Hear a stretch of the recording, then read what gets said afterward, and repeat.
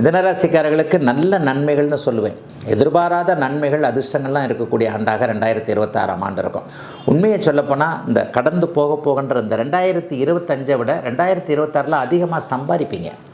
பணம் தாங்க வாழ்க்கை. வெளியில் என்ன வேணாலும் சொல்லிக்கலாம். அப்பா அம்மாவை தவிர மற்ற எல்லாத்தையும் விலை கொடுத்து வாங்கிட முடியுன்றது தான் உண்மையான யதார்த்தம்.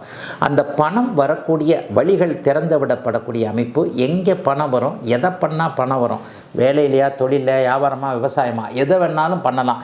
எதில் பண்ணால் நமக்கு பணம் வரும்ன்ற ஒரு ஐடென்டிஃபை கிடைக்கக்கூடிய நல்ல வருடமாக இந்த வருடம் கண்டிப்பாக அத்தனை மிதுனராசிக்காரர்களுக்கு அமைஞ்சிருக்குங்க.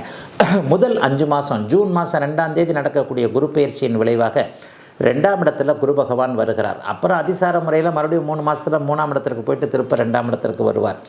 2ஆம் இடத்துல குரு பகவான் வரும் பொழுது தொழில் நல்லாயிருக்கும், வேலை நல்லாயிருக்கும், தொட்டது துலங்கும், எதுலேயும் ஒரு நல்ல ஒரு அமைப்பு, மனசு நல்லா இருக்கிறது. காசு பணம் வந்தாலே கொஞ்சம் பின்னாடியே கௌரவமும் வந்துடும் இல்லையா? ராசியில் குரு பகவான் இருக்கும்போது அந்தஸ்து, கௌரவங்கள் போன்ற உயர்வுகள் இருக்கக்கூடிய அமைப்புகள் உண்டு. 9, 10ஆம் அதிபதிகள் ஒருவருக்கொருவர் தொடர்பு கொள்கின்ற காரணத்தினால் 2025 அரைகுறையாக விட்டிருந்த அத்தனை அமைப்புகளையும் முழுசாக முடிக்கக்கூடிய தன்மை 2026 இருக்குதுங்க. பிற்பகுதி ஜூன் மாதத்திற்கு பிறகு திருமணம் சார்ந்த விஷயங்கள் நல்லாயிருக்கும். இது வரைக்குமே குடும்பத்தில் ஒரு மாதிரியாக இருக்குது, அல்லது ஃபஸ்ட்டு மேரேஜ் ஒரு டைவர்ஸ் ஆகிடுச்சு, ஃபஸ்ட்டு மேரேஜில் என் தப்பும் பாதி, அங்கே எதிர்த்தரப்பு தப்பும் பாதி, என்னமோ ஒட்ட வைக்க முடியல, போயிடுச்சு அப்படின்ற மாதிரியாக இருக்கிறவர்கள் எல்லாருக்குமே 2வது நல்ல திருமண வாழ்க்கை அமையக்கூடிய ஆண்டாகவும் 2026ஆம் ஆண்டு இருக்கும்.